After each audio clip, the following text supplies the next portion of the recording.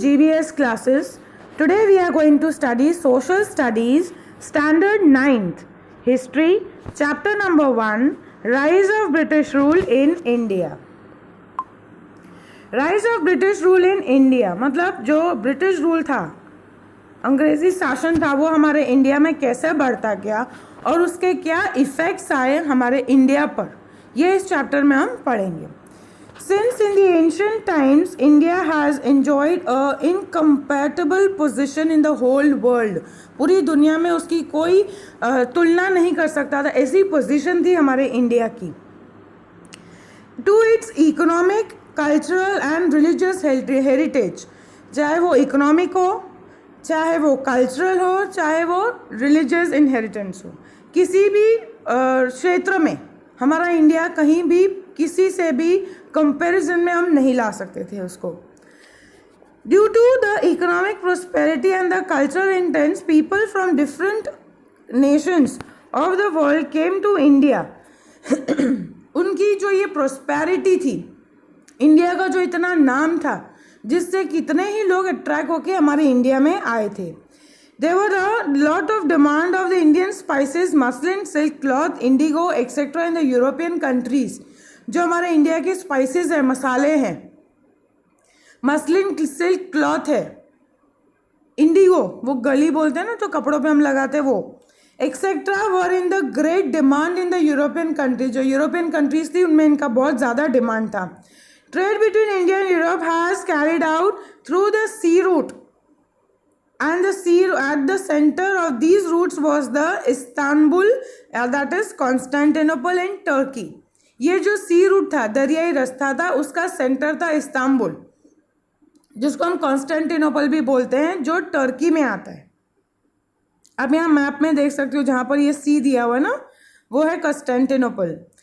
Now after the conquest of Constantinople in 1453 AD by the Turkish Muslim, जब Turkish मुस्लिम ने इस Constantinople पर अपना राज्य ले लिया, उसको कॉन्क्वेस्ट कर लिया, the sea route through the Constantinople was been closed for the Europeans. तो यूरोपियंस लोगों के लिए ये रास्ता बंद कर दिया गया था.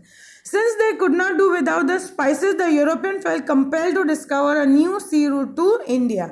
क्योंकि उनको हमारे यहाँ के मसालों के बगैर, हमारे यहाँ की जो चीज़ें वो लेके जाते थे, उनके बगैर उनके मार्केट्स में उनकी बहुत ज़्यादा डिमांड थी, तो उन्होंने नए सी रूट्स की खोज शुरू की.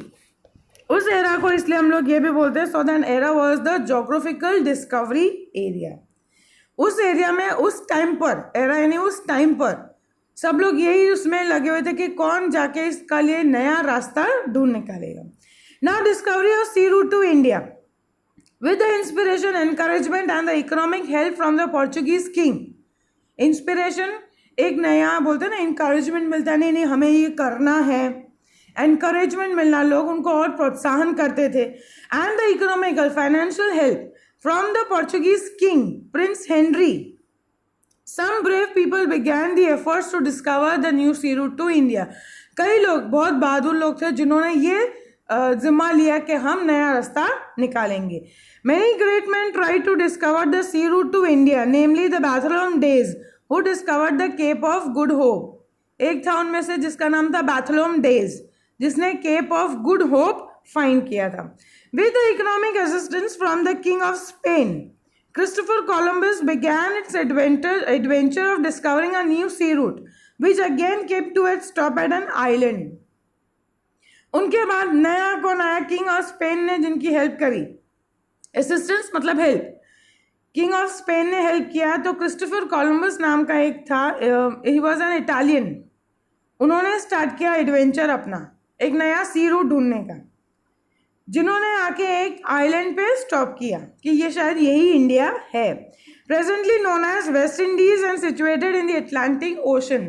पर वो था वेस्ट इंडीज, जो अटलांटिक ओशन में है. Columbus, who had believed throughout his life that he had discovered a new sea route to India, had actually discovered a new land. Columbus पूरी लाइफ इसी उसमें था कि मैंने नया सी रूट ढूंढा, but it was not India that he found it. He discovered a new land. उसने कोई नया लैंड ही ढूंढा था. Since the clarification was made by the Amerigo Vespucci, this land came to be known as America. आगे इस चीज को clarify किसने किया था? अमेरिगो वेस्पुसी, जिसके बाद उस लैंड को नाम दे दिया गया था अमेरिका। आप यहाँ मैप में भी देख सकते हो, जो बैथलॉन डेज था उन्होंने जो फाइंड किया था वो केप ऑफ गुड होप था।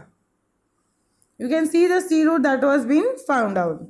The Portuguese sailor Vasco da Gama discovered the sea route to India in 1498। Friends यहाँ पे ये एक बहुत ही बड़ा ऑब्जेक्टिव है, ये कई बार एग्जाम्स में पूछा जाता है। Who was Vasco da Gama and when did he find out the sea route to India?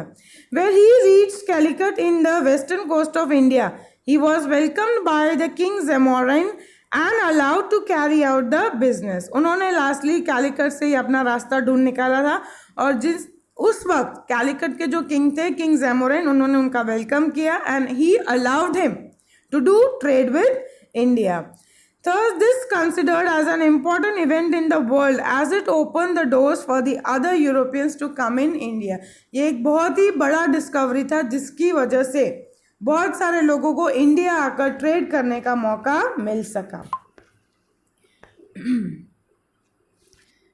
The arrival of the Europeans to India.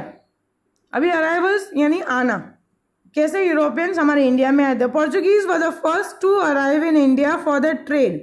After the discovery of the new sea route to India within a span of 100 years, the Portuguese took control over the 7 territories like Diu, Daman, Goa, Cochin and Malacca, etc., inspired by the Portuguese success in trade. The Dutch from the Holland, the Danish from the Denmark arrived in India for trade. अब नया सी root बन गया।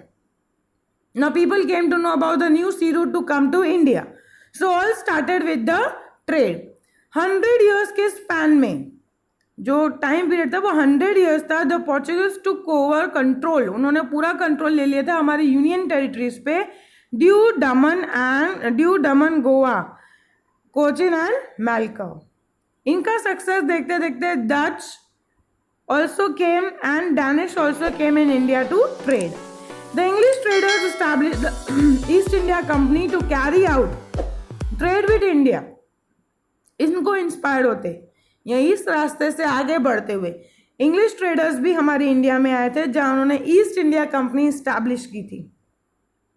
In 1600 AD, when Queen Elizabeth of England gave the permission to East India Company to carry out the trade within the east with the eastern countries, the first ship under the leadership of Captain William Hawkins arrived in सूरत। पहली ship British की जो हमारी India में आई थी वो थी in the year सूरत पर आई थी, और उनके कैप्टन थे captain Williams Hawkins.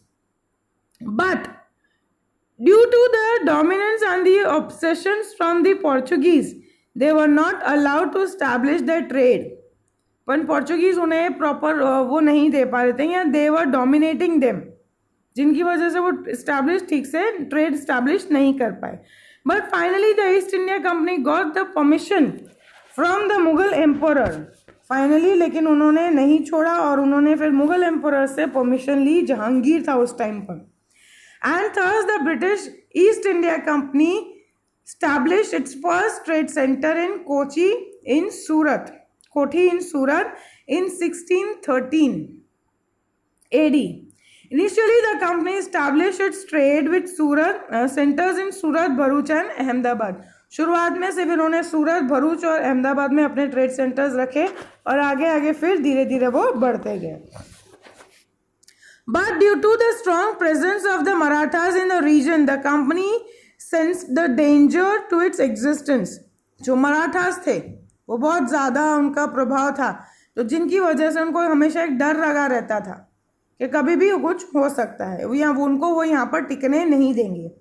And hence moved towards the south and east directions, where they set up their centers in Machilipatnam in Andhra Pradesh, St. George in Chennai, and Fort Williams in Kolkata. तो उन्होंने अपना रास्ता उस तरफ आगे बढ़ाने से अच्छा है इस तरफ आगे बढ़ा दिया कि they went on towards the south. and they established their centers over in Machilipatnam, St. George in Chennai, and Fort William in Kolkata. Mumbai became their headquarters in 1687 AD. Finally Mumbai उनका हेडक्वार्टर्स बन गया 1687 में. The French India company arrived in India for trade in 1668. Indian east India company के बाद आई थी French east India company, जिन्होंने अपना trade start किया था 1668 AD में. And eventually set up their trade centres in the Mahe, Karaikal, Pondicherry, Chandernagar, Machilipatnam etcetera. इन्होंने यहाँ पर अपने ट्रेड सेंटर्स बना दिए.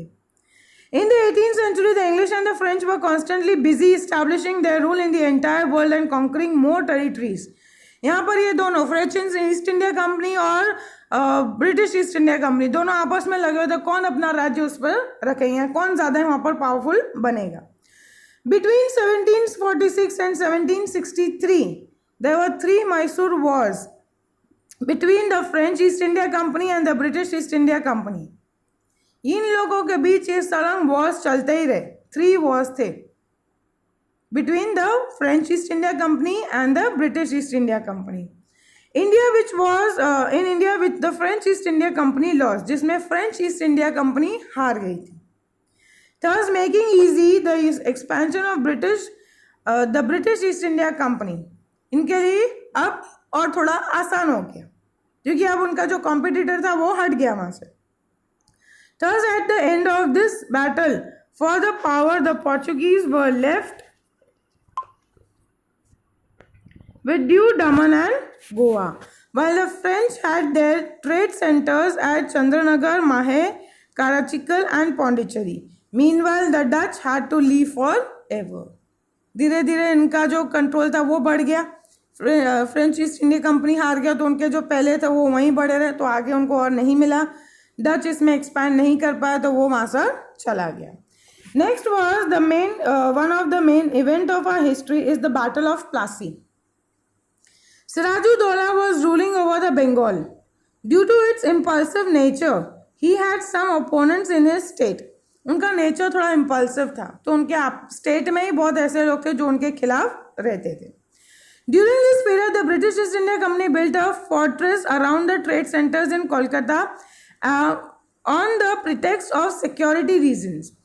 तो उस टाइम पर जो ब्रिटिश ईस्ट इंडिया कंपनी थी, उन्होंने क्या किया था, फोर्टिसाइड यानी सराउंड अपना एक बॉर्डर सा बना दिया था, सेफ्टी वॉल्स बना दिए थे इन अपने ट्रेड सेंटर में कोलकाता में, फॉर द प्रिटेक्स्ट सिर्फ सिक्योरिटी रीजन से, without taking the permission of the nawab. पर नवाब की परमिशन नहीं ली थी उन्होंने. But the nawab Sirajuddaulah destroyed the fortress. तो उन्होंने क्या किया, उनके जो फोर्ट्रेस थे वो सारे डिस्ट्रॉय कर दिए. when this news reached Madras, a small army of the company led by the Robert Clive reached Bengal in order to help the Kolkata trade center. जब ये बात जो ब्रिटिशर्स थे, रॉबर्ट क्लाइव, वहाँ पर उनको पता चली चेन्नई में, तो उन्होंने एक छोटे से अपनी आर्मी का ग्रुप भेजा था इधर कोलकाता में इनकी हेल्प के लिए. In spite of many of the East India Company being strong, they realise that it was not easy to defeat the nawab's army. British army बहुत स्ट्रॉन्ग थी, लेकिन फिर भी उनको लगा कि वो नवाब को नहीं हरा पाएंगे. So Robert Clive resolve the treaty, restore to treachery. Conspiracy was plan. इन्होंने क्या सोचा कि अब इसको हराना इतना आसान नहीं है, तो उन्होंने एक प्लान आउट किया, उन्होंने एक षड्यंत्र रचा. A conspiracy was plan in order to defeat the nawab, in which nawab's commander in chief, जो नवाब का जो मेन कमांडर इन चीफ था Mir Jafar, and said Amichand were coaxed to join. उनको लालच दिया गया कि आप हमारी आर्मी को ज्वाइन कर लो, तो आपको नेक्स्ट नवाब आपको बना दिया जाएगा. On the pretext that the nawabs is unnecessarily harassing the people, a war was declared at the ground near a village name Plassey. और उन्होंने ये भी बोला कि वो लोगों को बहुत हैरेस भी करते हैं. इस टेक्स्ट पर, इस बेस पर उन्होंने एक लड़ाई छेड़ दी गई थी एक ग्राउंड पर, जो विलेज का नाम था प्लासी. उसके बाद से ये नाम आया the battle of Plassey. Friends ये एक बहुत इंपॉर्टेंट पॉइंट है, कई बार पूछा गया है. The battle of Plassey was fought on 23rd of June 1757 AD. The battlefield of Plassey was situated 38 kilometers from Murshidabad in West Bengal. According to the plan, Mir Zafar lost the battle. उन्होंने लड़ाई नहीं, proper guidance नहीं दिया तो वो लड़ाई हार जाते. Sirajuddaula was defeated. Due to the Robert Clive strategy, the Battle of Plassey ended in just a half day. उनके उस प्लान के हिसाब से आधे दिन में लड़ाई खत्म हो गई. The conspiracy as a result, the company as a result got the freehold over the 24 Parganas. Mir Zafar was made the Nawab of Bengal. Thus, the foundation of company rule in India was laid with the Battle of Plassey in 1757. इस लड़ाई के बाद अंग्रेजों का पैर हमारे India में मजबूत हो गया. इसके बाद से उन्होंने हमारे इंडिया में एंट्री पक्की कर ली. Next was the battle of Buxar. The British made Mir Jafar nawab of Bengal under the different pretexts and tried to extract plenty of wealth from him. अब मीर जफर को जैसे बोला गया था, उन्होंने उनको बंगाल का नवाब बना दिया गया था. अलग अलग उस पर अलग अलग रीजन से, अलग अलग रास्तों से उन्होंने ज़्यादा से ज़्यादा वेल्थ, जो दौलत हमारे इंडिया की थी, वो अपने अंदर में ले ली. Due to the greed to gain more powers, the East India Company manage to dethrone Mir Jafar and made Mir Kasim the nawab of Bengal. अब इसका जो था वो ज़्यादा लालच बढ़ता जा रहा था, तो ब्रिटिश इंडिया ने क्या किया, उसको निकाल कर और मीर कासिम को उसकी जगह नवाब बना दिया गया था. Mir Qasim proved more ambitious. अब ये बहुत ज़्यादा एम्बिशियस, लॉयल और जैसे बोलते हैं ना, अच्छा रूलर साबित हुआ. Made the Mir Qasim was removed and Mir Jafar was made again. Mir Qasim took the refugee with the nawab of Awadh during this time. अब ये बहुत ज़्यादा एम्बिशियस था और थस वो एक कंपनी के लिए बोलते हैं ना, एक थ्रेट, एक खतरा बन गया था कि वो कंपनी को चीटिंग नहीं करने देगा. Hence Mir Qasim was again remove. तो अब इंग्लिश ने क्या सोचा कि इससे कुछ हमको प्रॉफिट नहीं होगा, इसको निकाल दिया जाए. तो उन्होंने फिर से मीर कासिम को निकालकर मीर जफर को वापस गद्दी पर बिठा दिया. Now Mir Qasim took refuge with Nawab Awadh. During this time, the Mughal Emperor Shah Alam had come to Awadh, so all the three of them decided to join their hands and fight the company unitedly, and they thus declared a war. अब इसको बदला लेना था कि he was wrong, British company गलत कर रही थी. सो उन्होंने क्या किया, जो उस वक्त के नवाब थे अवध के, वो and the Shah Alam, Mughal emperor उस टाइम क्या था, शाह आलम ऑफ अवध, ये तीनों ने मिलकर, यूनाइटेडली मिलकर ब्रिटिश सरकार के खिलाफ युद्ध जाहिर किया. At the boxer, the East India company fought against the United army on 22 अक्टूबर 1764. ये तीन यूनाइटेडली मिलकर अंग्रेज सरकार से लड़े थे. And this was known as the Battle of Boxer, and it was fought on 22nd of October 1764, in which the United Army lost. लेकिन ये तीनों की United Army थी तो भी वो हार गए. Thus the company got the Diwani rights to collect the revenue to Bengal, Bihar and Orissa. यहाँ पर उनको फिर राइट्स मिल गए, अब अपना आगे शासन जब तो रेवेन्यू भी वही कलेक्ट करेंगे. Next is expansion of the company rule. Expansion यानी बढ़ना. अभी कंपनी रूल कैसे बढ़ता जा रहा था. The English government pass a regulating act in 1773 AD, according to which the governor of Bengal was made the governor general and all the trade political activities of the company were brought under his direct control. उन्होंने एक act pass on किया था जिसमें जो governor of Bengal था was made the governor general, और सारे वहाँ के जो पॉलिटिकल एक्टिविटीज़ होती हैं ट्रेड रिलेटेड जो स्टेट्स में हो रही है, वो सारी अंडर डायरेक्ट उनके कंट्रोल में ही रहेगा. The Mumbai Madras governor and his council was brought under him. Thus the Warren Hastings became the first governor general of India. This is also an very good objective. The Warren Hastings became the first governor general of India. During his tenure, the first Maratha War and the second Mysore War was with the Hyder Ali of Mysore. इनके राज्य में tenure यानी उनके time period में जो पहला Maratha war था and the second Mysore war with the Hyder Ali of Mysore was बैग्ड, मतलब ये लड़ाइयाँ वहाँ पर हुई थी. The problems of the East India Company increased because it had to face both the powers simultaneously. English सरकार पे थोड़ा प्रॉब्लम आया था क्योंकि इनको साइमल्टेनियसली एक साथ इन दोनों चीज़ों को इनको हैंडल करना था. Cornwallis took over the Governor General after the Warren Hastings. Warren Hastings के बाद आए थे Cornwallis. During the tenure of the Cornwallis, the third Mysore War. Cornwallis के बाद टाइम पर तीसरा मैसूर वॉर आया था विच took place with Tipu Sultan. उस वक्त वो लड़ाई किसने लड़ी थी? टीपू सुल्तान ने.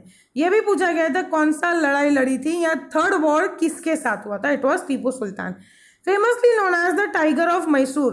टीपू सुल्तान को टाइगर ऑफ मैसूर भी बोला जाता था. Again this is an objective. The company had to join hands with the Marathas and the Nizams to defeat the Tipu Sultan. तो अब अंग्रेजों को टीपू सुल्तान को हराने के लिए मराठास और निजाम्स के साथ हाथ मिलाना पड़ा. Tipu Sultan could not win the combined forces and had to accept the treaty. अब ये इधर तीन जन हो गए, अंग्रेज भी थे, निजाम्स भी थे and the others Marathas were they.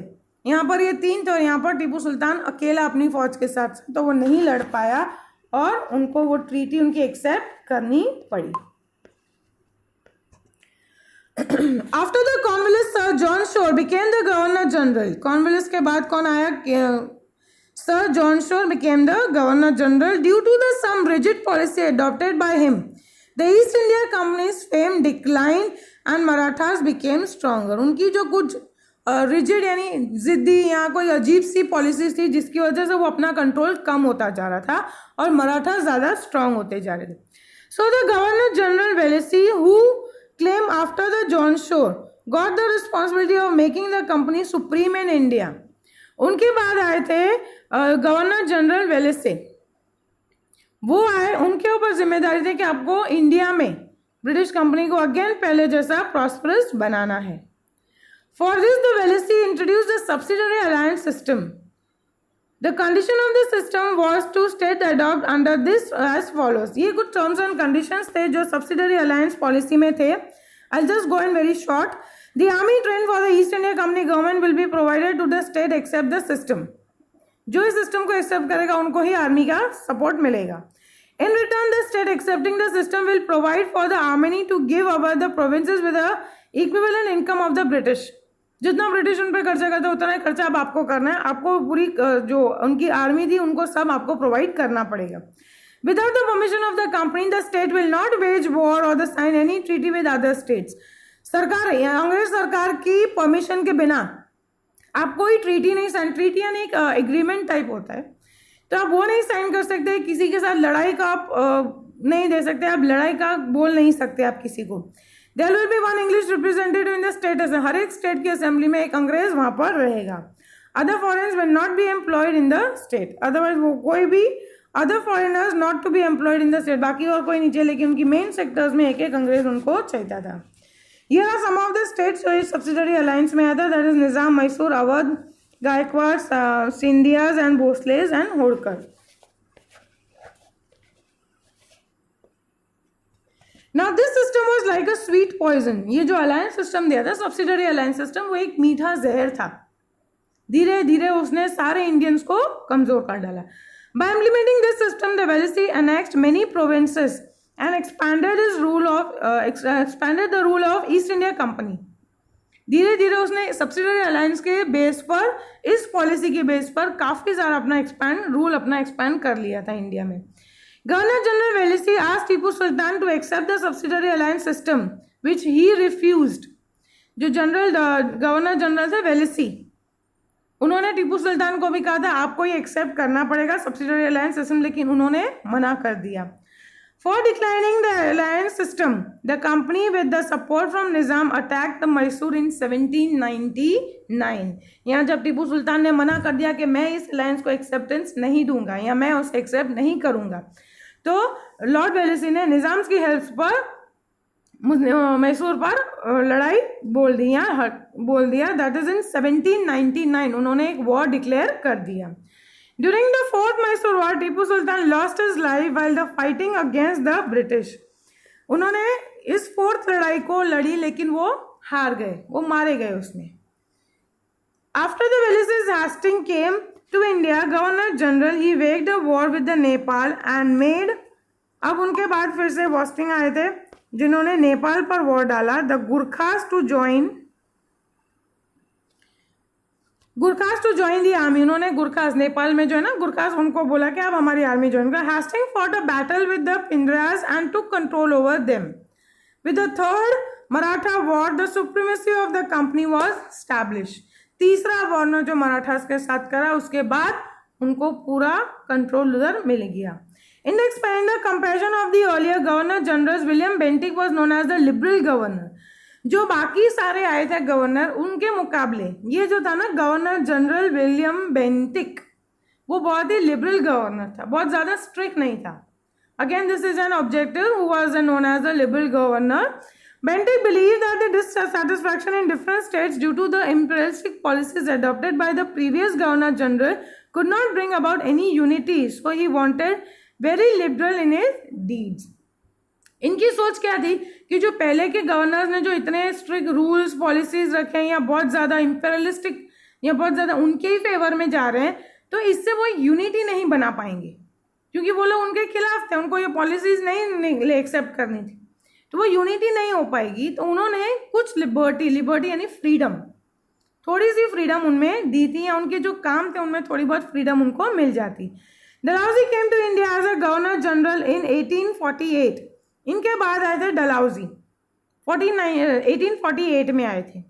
He was a fierce imperialistic. Dalhousie adopted the policy of annexation for the expansion of the company and British imperialism in India. Dalhousie ने एक्सेप्ट करी थी पॉलिसी, वो थी अनेक्सेशन, यानी अपना उनका राज्य छीन लेना। ये कुछ स्टेट्स है, जैसे अनेक्सेशन बाय वॉर, अगर वॉर में हार जाते हो तो कौन से स्टेट्स आए थे, पंजाब एंड पेरू। फिर डाइंग विदाउट अ हेयर, अगर जो राजा लड़ाई के मैदान में हार जाता है या मारा जाता है और उसका अपना बेटा नहीं है, तो भी उनका राज्य अंग्रेज सरकार ले जाएगी। तो वो कौन था, Satara, Jaitpur, Sambalpur, Udaipur, Jhansi, Baghat and Nagpur. Mismanagement, जहाँ पर प्रॉपर मैनेजमेंट नहीं है, तो वो अवध था। प्रिटेक्स ऑफ डेप्थ, कर्जा चढ़ गया था, तो that was Nizams province. And at the end of the name sec rule, सिर्फ नाम का चल रहा है, बाकी तो पूरा राज्य अंग्रेजों का चल रहा था, that was Karnataka and Tanjore. British being an impressive, Dalhousie was also reformist. Reformist जो अच्छे अच्छे चेंजेस लाए थे हमारे इंडिया में, तो उसको एक डलहौजी एक रिफॉर्मिस्ट भी था। The first railway in India between the Mumbai and Thane in 1853 AD, wireless system between India and England established the public work departments. तो फर्स्ट रेलवे जो हमारे इंडिया में आया था, जो first railway line between Mumbai and Thane in 1853 AD, again this is an objective, wireless system थे between India and England, establish of public works, public के लिए जो काम हो रहे थे, इंग्लिश एजुकेशन एक्सेट्रा, ये सारी जो चीज़ें थी वो डलहौजी के टेन्योर में आती हैं, डलहौजी के टाइम पर आई थी। ये कई बार पूछा जाता है what are the reforms done by the Dalhousie, तो ये था फर्स्ट रेलवे आ गया, वायरलेस सिस्टम हो गया, इंग्लिश एजुकेशन हो गया, पब्लिक वर्क्स हो गया। ये काम कुछ ऐसे थे जो डलहौजी ने किए थे हमारी इंडिया में। He pass laws to ban child marriage and advocate widow remarriages, child marriages पे भी उन्होंने बैन लगा दिया था और विडो रीमैरिजेस पे एडवोकेट किया था, लोगों को जागरूक किया था कि अगर एक विडो, अगर छोटी उम्र के बच्चे, वो लोग छोटी उम्र में उन बच्चों की शादी करवा देते थे, तो इफ द चाइल्ड डाइज तो विडो पूरी लाइफ ऐसे ही बैठी रहेगी। So he advocated people that we should give them the permission, the widows, to get remarriage. Within the 100 years of the Battle of Plassey in 1757, the British rule and the empire both expanded. Battle of Plassey 1757, अभी 1857 तक 100 years तक हो गया कि ये जो British rule था बहुत ज़्यादा एक्सपैंड होता गया। But in the process they had to face the dissatisfaction of the Indian states. Indian states उनसे हैप्पी नहीं थे, सेटिस्फाइड नहीं थे। In the form of the first struggle for independence in 1857, जो हमने लड़ाई छेड़ी थी हमारी आज़ादी के लिए। ना economic impact of the company, अब कंपनी का हमारे इकोनॉमिक फाइनेंशियल पर क्या असर आया था उसका। When we evaluate the 100 years of company rule in India, we realize that India, which had an enviable position in the world in the previous century, became merely a country that produces raw materials for England and a prospective market for the food, for the goods produced in the factories. जहां हमारा एक काम नाम था India का कि बहुत ही prosperous country है और एक बहुत ही अच्छी पोजीशन पे थी पूरी वर्ल्ड में, अब because of that British rule it was going down and down. अब से वो रॉ मटेरियल प्रोड्यूसर कर रही है, इंग्लैंड को मार्केट प्रोड्यूस कर रही है, इंग्लैंड के जो गुड्स हैं वो उनकी फैक्ट्रीज में बन रहे हैं. Bengal exported the cotton cloth, raw materials, sugar, jute and muslin from 1708 to 1756. But after the dual policy, the glitter of economic prosperity of Bengal faded. जो इन लोगों ने ड्यूअल प्रॉस्पेरिटी, जो बोलते हैं डबल ढोल की, वो वाली पॉलिसी जो आई थी उसमें क्या था, द ड्यूअल पॉलिसी में क्या होता है, उसको द्विमुखी शासन भी बोला जाता है. Was introduced for the first time in Bengal, whereby the powers of collecting revenue was with the British. जो रेवेन्यू कलेक्ट करना है, जो टैक्स कलेक्ट करना है, वो पावर्स ब्रिटिश के हाथ में थे. While the responsibility of people welfare, जो लोगों की से अच्छे के लिए करना है, वेलफेयर करना है, विद द नवाब, वो सारा नवाब के पास था. पैसा सारा ब्रिटिश के पास जा रहा है, काम सारा इंग्लिश के नवाब्स कर रहे थे. Thus collecting revenue, thus the British got the power without any responsibility. उनके पास कोई जिम्मेदारी नहीं, खाली उनके पास पावर्स हैं. And the Nawab had the responsibility without any power. और नवाब्स के पास सिर्फ रिस्पॉन्सिबिलिटी है, उनके पास कोई पावर्स नहीं है. This was known as the subsidiary alliance which ruined the Bengal economically. जिससे टोटली इकोनॉमिकली फाइनेंशियली बंगाल पूरी तरह खत्म हो गया था. The unfair revenue collection of the policy of the company made India peasant a debtor. Debtor यानी कर्जदार बना गया. ऐसी इनकी जो ये पॉलिसी थी कलेक्शन रेवेन्यू कलेक्शन पॉलिसी, जिससे हमारा India peasant labourers, Indian peasant जो थे हमारे इंडिया के लेबरर्स थे, जो कारीगर लोग थे, वो सारे क्या हो गए, डेब्टर यानी कर्जदार बन गए. The British government imposed unfair taxes on the Indian cloth industries. They adopted the various deceitful practices to ruin the prosperous Indian industries. हर मुमकिन कोशिश करी वो लोग ने कि इंडिया की जो प्रॉस्परस इंडस्ट्रीज है उनको उन्होंने टोटली खत्म कर दिया. Because of which it completely collapse, जिसकी वजह से इंडस्ट्री ज़्यादा इस खड़ी नहीं रह पाई और वो बंद हो गई. द इंडियन आर्टिस्टेंस, जो आर्टिस्टेंस थे हमारे इंडिया के, वो बिकेम अनएम्प्लॉयड. अब उनके पास कोई काम नहीं, फैक्ट्रीज बंद हो गई. The company traders forced the weavers of Bengal to sign the contracts for providing the definite quality of cloth in a short period. अब उनके ऊपर क्या प्रेशर आता था कि आपको जो काम देना है वो इतने टाइम पीरियड में ही देना है, और अच्छी क्वालिटी का भी, डेफिनेट क्वालिटी भी देनी है आपको. If the weavers refuse, he would be punished by being harassed or jail. अगर उन्होंने मना कर दिया तो या तो उनको जेल में डाल देंगे, और being harassed और jail, या उनको मारा जाता है या तो उनको जेल में डाल दिया जाता था. Before the arrival of the company, the Indian villages were self-reliant and prosperous, but under the company rule they became dependent and poor. जो पहले villages self-reliant, खुद से अपना कर सकते थे, उनको किसी की जरूरत नहीं थी, they were self-reliant and prosperous. But इस कंपनी रूल में आकर वो गरीब भी हो गए और डिपेंडेंट, दूसरों पर डिपेंड भी होने लगे थे. During the rule of East India Company, the first railway line between Mumbai and Thane and the steamer service between India and England was started.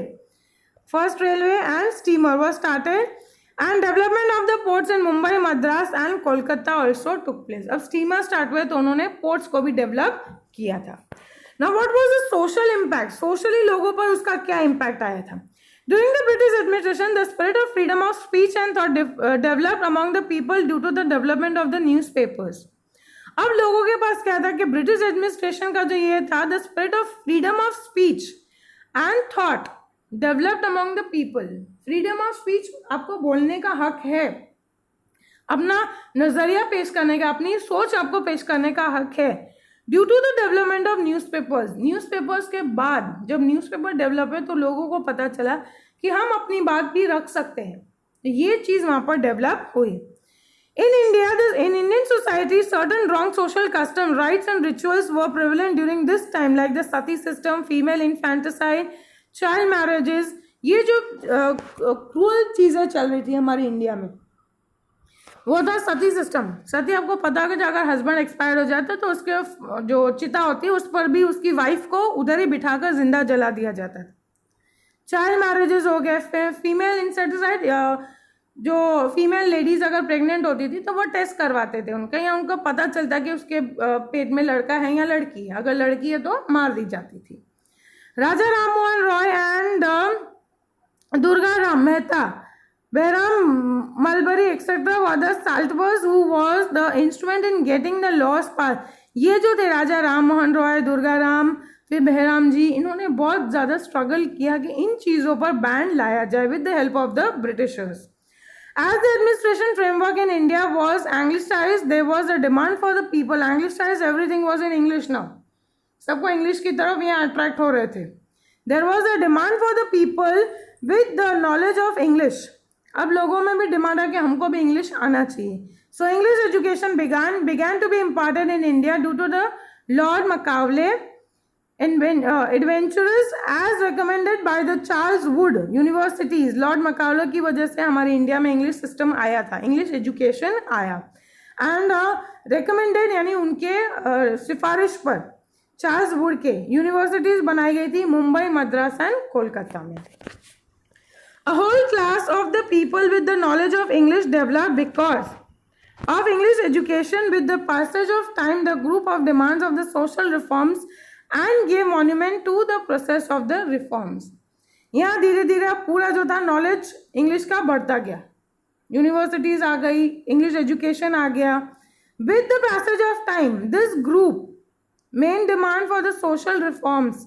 तो उनको अब ये था कि अब सोशली भी लोगों को आगे लाया जाए, सोच इनकी छोड़नी चाहिए, जो पुराने कस्टम्स चल रहे हैं उनको छोड़कर एक आगे पैर बढ़ाना है. Conclusion, thus the East India Company came to India being an alert by the prosperity and trade opportunity. वो इंडिया में आए के थे ट्रेड अपॉर्चुनिटी के लिए आए थे. The company rule in India produced a certain goods and bad results in the political, economic and social cultural field. But जो कंपनी का रूल था in India produce certain good and bad result, कुछ अच्छे भी हुआ था, कुछ बुरा भी हुआ था in the political, economic and social and cultural fields.